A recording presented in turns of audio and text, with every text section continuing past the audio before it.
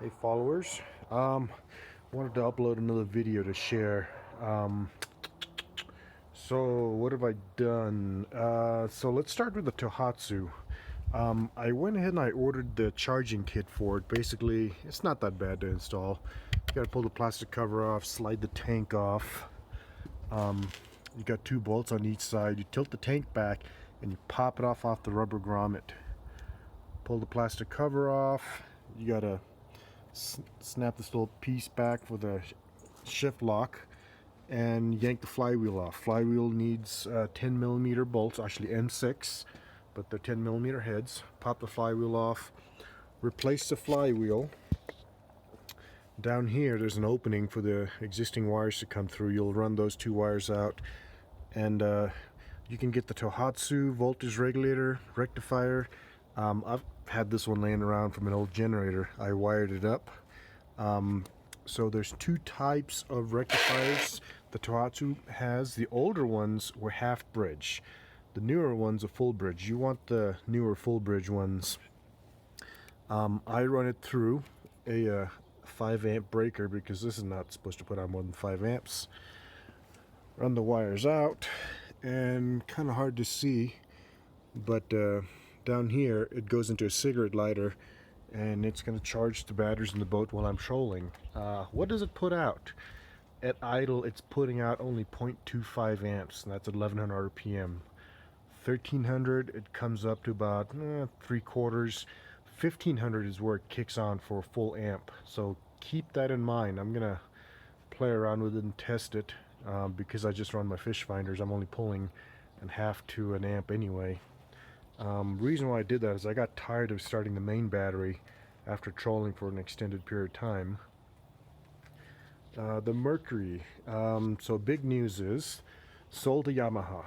The 25 that I had, loved it. Didn't need it, don't need 3 motors, and the market's kind of demanding outboard motors. There's an outboard motor shortage right now because of COVID. I actually got all my money back on it, even after I used it, put my hours on it, messed with it, put it on Craigslist. Guy drove up 2.5 hours the next day, picked it up, cash, no haggling, nothing. I was impressed. Used the funds from that to buy the big tiller.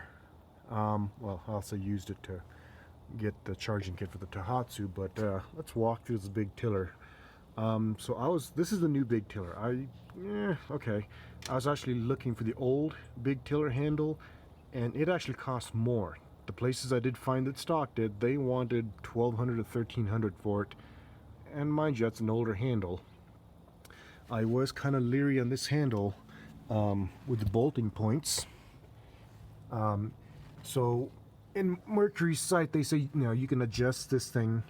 You can see the nut at the top with the rubber cap. What they don't say is there's another Allen bolt on the bottom, so it does have 2 points of attachment, so eased my fears. Installation, since this is an upgrade to an existing tiller, there's a completely different part that you have to, a whole kit you have to buy. And what does that kit include? So what you're looking down here are the cams, and there's a shift fork down there that I had to replace from the old tiller handle. Basically, you install the remote control components, and the tiller handle just comes with the shift linkages and the wires, bolts right in. All the other wires here get capped off. Everything comes in the kit. The only thing that you install is that 14-pin round connector.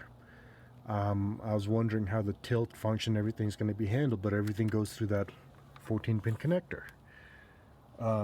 Doing the install, so that very bottom cam, that one bolt down there, oh, I cussed, pissed, and moaned. It took me about 30 minutes to get that bolt started because there's not much room down there. So if you're doing this, plan on having fun with that. Otherwise, we'll see how it does. I'm hoping to go out tomorrow. The old handle parts here, nothing wrong with it. I just got my shoulders getting bad, and I'm getting tired of holding on to a shorter handle.